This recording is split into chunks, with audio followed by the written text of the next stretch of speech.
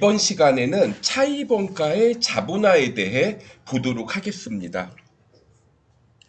자, 내가 건물을 하나 짓는다고 예를 들어 볼게요. 자, 건물을 짓는데 이거를 이제 내 돈 가지고 건물을 지을 수도 있지만 차입금으로 건물을 짓는다고 하면 여기에 이자가 발생할 수도 있겠죠. 그러면 이 차입원가에 대해서 이자가 있는데 이거를 이자 비용으로 해야 되는 거 아니냐. 그러니까 내 돈으로 건물 지을 때와 남의 돈으로 건물 지을 때 자산의 가치가 다르지는 않을 거 아니에요. 그래서 이자 비용으로 처리해야 된다. 이런 의견이 있고, 그리고 이게 건물이 완성돼서 내용연수에 걸쳐 기업의 수익에 영향을 미치겠죠.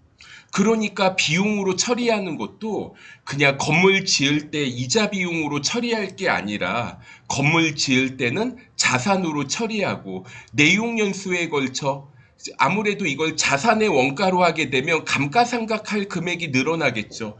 내용연수에 걸쳐 감가상각비로 비용 처리하는 게 합리적이지 않겠냐. 이런 의견이 나올 수 있습니다. 국제회계 기준에서는 자산의 취득원가로 처리하도록 규정 짓고 있습니다. 자, 자본화할 차입원가의 계산. 그러면 얼마만큼을 자산의 원가로 계산할 것인가? 자, 이 문제가 있는데, 자, 1단계, 2단계 제가 편의상 한번 단계를 나눠봤어요. 1단계. 건설하는 자산의 연평균 지출액을 계산합니다. 그래서 연평균 지출액이라는 게, 자, 우리가 그냥 차입금 이자로 한번 예를 들어 볼게요. 그럼 예를 들어 1월 1일부터 12월 31일까지 1억을 내내 차입한 경우와 12월 1일에 차입해서 12월 31일 한 달 됐어요. 이 경우에 차입금 이자가 다르겠죠. 그러니까 연평균 지출액이라는 것도 기간별로 가중치를 둬서 계산을 하겠다는 겁니다. 그러니까 예를 들어 보도록 할게요. 자, 예를 들어서 1월 1일에 만약에 1억 원을 지출했어요. 그리고 7월 1일에 또 마찬가지로 1억 원을 지출했다고 가정을 해볼게요.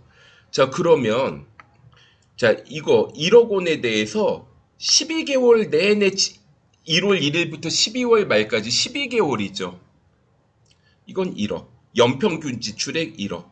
그런데 7월 1일 날 지출을 했다는 건 7, 8, 9, 10, 11, 12, 6개월이니까 5천만 원만 계산이 되겠죠. 그러면 연평균 지출액은 1억 5천만 원. 이런 식으로 계산을 하겠다는 겁니다. 그 다음 이제 특정 차입금에 대한 이자를 계산을 합니다. 자, 연평균 지출액과 특정 차입금을 비교를 해서 자, 이거를 이제 적용을 하는데 이 부분은 자, 아래 괄호 3번을 보면서 말씀을 드려볼게요. 자, 지금 취지가 건물 짓는데 차입금으로 건물을 지으면 차입금 이자를 자본화하겠다 이런 뜻이었잖아요. 자, 예를 들어 자, 연평균 지출액이 자, 10억이에요. 연평균 특정 차입금이 6억이다. 그러면 이때는 6억 원에 대한 6억 원에 대한 차입금 이자를 그냥 전부 다 자본화하면 됩니다. 그리고 자, 예를 들어 연평균 지출액이 10억이에요. 자, 특정 차입금이 6억이 있고 일반 차입금이 3억 원이 있는데 특정 차입금은 용도를 정해서 차입한 겁니다. 그러니까 나 건물 짓게 돈 빌려주세요. 이게 특정 차입금이에요. 일반 차입금은 용도를 정하지 않고 빌린 건데, 자, 이거 어차피 합쳐봤자 9억이잖아요. 그러니까 특정 차입금에 대한 차입원가와 일반 차입금에 대한 차입원가 둘 다 자본화하면 됩니다. 자, 그런데 이제 세 번째를 한번 보도록 합니다. 자, 연평균 지출액이 10억이에요. 그런데 연평균 특정 차입금이 12억이에요. 그럼 이번에는 2억 원은 건물 짓는 것과 무관한 차입금이나 마찬가지죠. 그러면 12억에 대해서 10, 그러니까 12분의 10을 차입금을 자본화한다. 이렇게 계산하면 됩니다. 그리고 네 번째 사례 한번 보도록 할게요. 자, 10억 원을 지출했는데 지금 나한테 차입금이 특정 차입금도 있고 일반 차입금도 있어요. 두 번째의 경우에는 이걸 둘을 합쳤을 때 10억이 안 됐으니까 둘 다 자본화하면 됐었거든요. 근데 이번에는 둘 다 합치면 어떻게 돼요? 12억이 되잖아요. 자, 그러면 이때 이거를 어떻게 할 것인가? 자, 우선순위를 정하는 겁니다.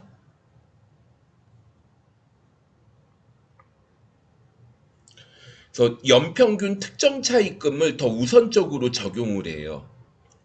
그래서 연평균 특정 차입금. 자, 먼저 6억 원을 1순위로 정하고, 그럼 이제 4억만큼이 남죠.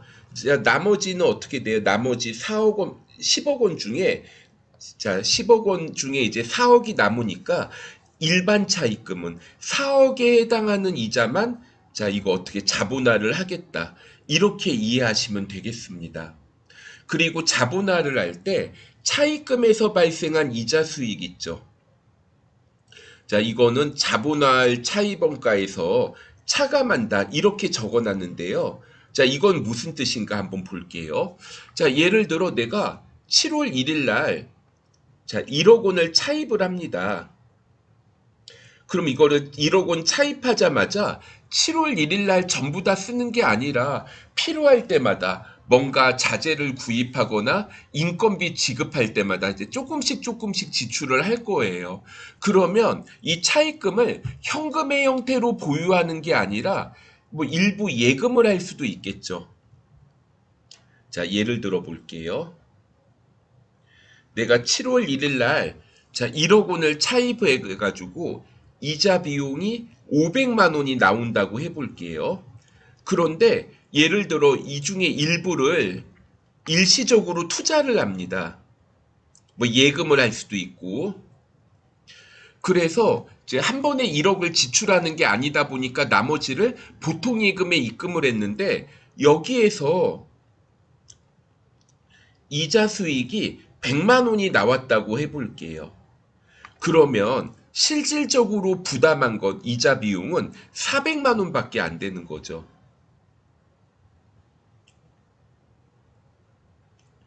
자, 자본화할 이자는 그러면 400만 원만 이런 식으로 계산을 하게 됩니다. 자, 그럼 이제 문제 한번 풀어보면서 정리 한번 해보도록 할게요. 자, 먼저 연평균 지출액에 대해서 한번, 그러니까 우리 이거 1단계가 연평균 지출액 계산인데 한번 연습 한번 해볼게요. 자, 1월 1일 날 공사를 착공을 했습니다. 그럼 이거는 11개월 다 1월 1일부터니까 12개월이죠. 그런데 6월 1일에 내가 지출한 건 6, 7, 8, 9, 11, 12, 7개월이네요. 그 다음에 자, 9월 1일에 지출한 건 9, 10, 11, 12, 4개월이죠. 자, 이렇게 기간별 가중치를 이제 둬서 계산을 해보는 겁니다.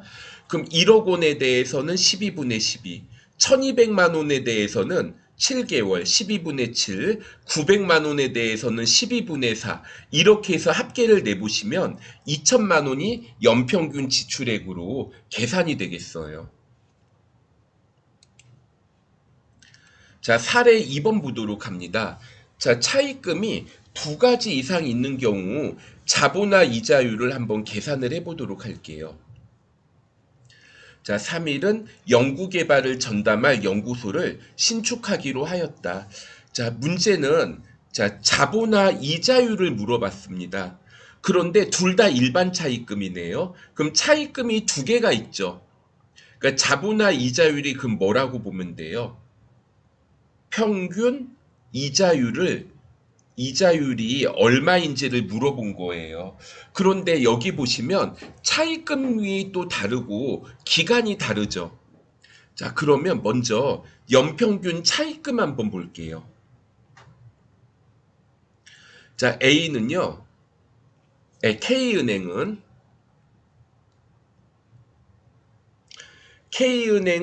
차입금이 1,000만 원입니다. 그리고 이자율이 6%면은 이자 비용이 60만 원이 계산돼요. 자, S은행 한번 보도록 할게요. 자, S은행은 차입금이 2천만 원입니다. 그런데 이게 7월 1일부터 계산을 하시면, 자, 7월 1일부터 계산을 했으니까 7, 8, 9, 10, 11, 12, 6개월에는 얼마인가 계산을 했더니, 자, 1,000만 원에 9%, 이자 비용 90만 원이 됩니다. 자, 그럼 이제 여기에 대해서 합계를 내볼게요. 차입금의 합계. 자, 연평균 차입금의 합계 어떻게 돼요? 자, 이거 1,000만 원 더하기 이거 2천만 원의 12분의 6, 1,000만 원 더하기 1,000만 원. 연평균 차입금의 합계는 2천만 원이고 이자 비용은 150만 원이 계산되죠. 자, 그러면 150만 원, 2천만 원 이렇게 한번 계산을 해볼게요.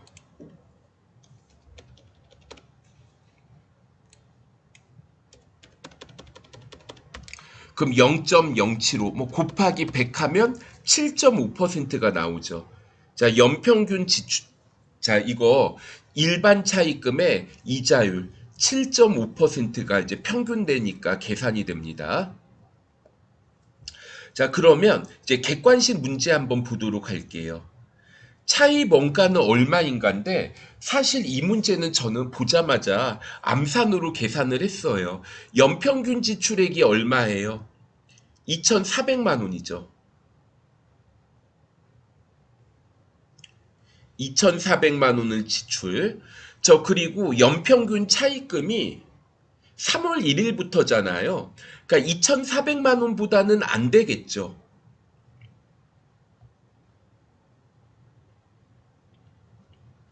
자, 연평균 지출액이 2,400만 원이고요. 그리고 연평균 차입금이 2,400만 원에서 3월 1일부터 빌렸네요. 1월, 2월 두 달을 빼볼게요. 그럼 12분의 10을 계산하면 연평균 차입금은 2천만 원이죠. 이런 상황이잖아요. 자, 그럼 어떻게 해야 돼요? 연평균 지출액 2,400만, 연평균 차입금 2천만 원에 대한 이자밖에 안 나오겠죠. 자, 연평균 내가 빌린 게 2천만 원인데 2,400만 원에 해당하는 이자 지급하지도 않은 걸 자본화할 수는 없으니까, 자, 이때는 연평균 차입금에 해당하는,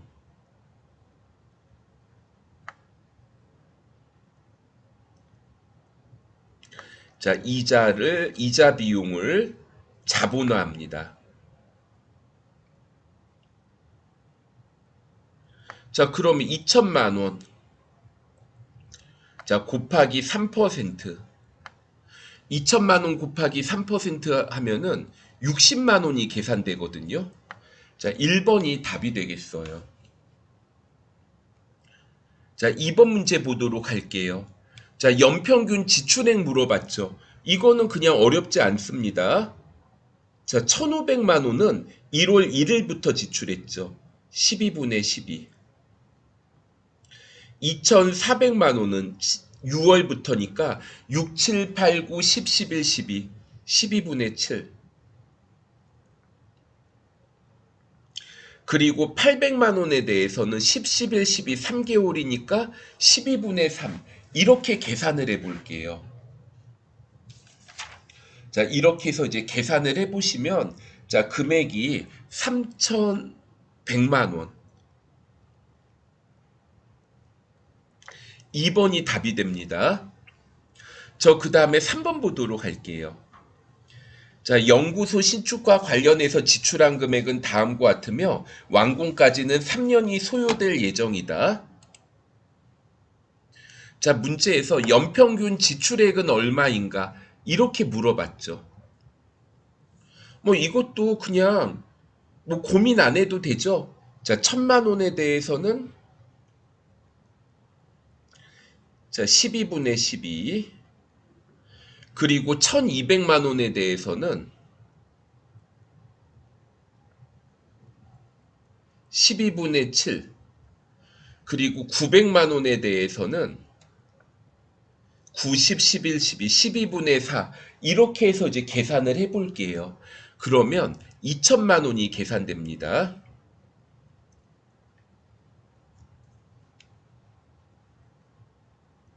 자, 4번 문제 보도록 할게요. 자, 적격 자산의 자본화할 차입원가는 얼마인가?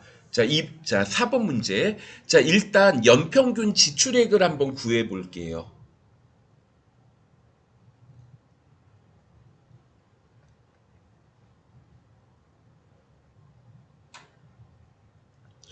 자, 연평균 지출액 1,000만 원에 대해서는 12분의 10이고요. 그 다음에 4월 1일 날 그럼 900만 원에 대해서는 자, 900만 원에 대해서는 12분의 9. 그 다음에 700만 원에 대해서는 600만 원에 대해서 12분의 6. 그리고 11월, 12월 1200만 원에 대해서는 12분의 2를 곱해서 계산을 해볼 거예요. 자, 이렇게 해서 계산하면 2175만 원이 되죠.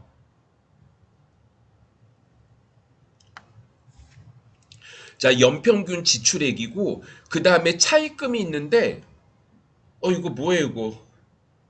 훨씬 적죠? 이거 괜히 계산했다. 자, 그러면 자, 이거 어떤 상황이에요? 연평균 지출액이 연평균 차입금보다 훨씬 많죠? 자, 그러면 그냥 500만 원에 대해서 자, 500만 원에 대해서 연이자율 12%를 계산하고 싶은데 주의사항이 있어요. 자, 이렇게 차입금에서 발생한 일시적인 예금 수익은 차감을 해야 됩니다. 근데 이 중에서 특정 차입금 중에 100만 원은요. 100만 원은 1월 1일부터 12월 말까지 6개월 동안 9% 이자로 정기예금에 이체를 했어요. 그럼 여기에서 발생한 이자 수익은 차감을 해야 되죠. 자, 500만 원에 12% 하면 500만 원에 12% 하면 60만 원이고 그 다음에 100만 원의 절반 50만 원, 50만 원의 9% 4만 5천 원만큼 일시적인 예금 수익을 차감을 합니다. 그러면 얼마가 남아요? 55만 5천 원. 자, 3번이 답이 됩니다. 자, 여기까지 해서 8장에 대한 내용들 살펴봤습니다.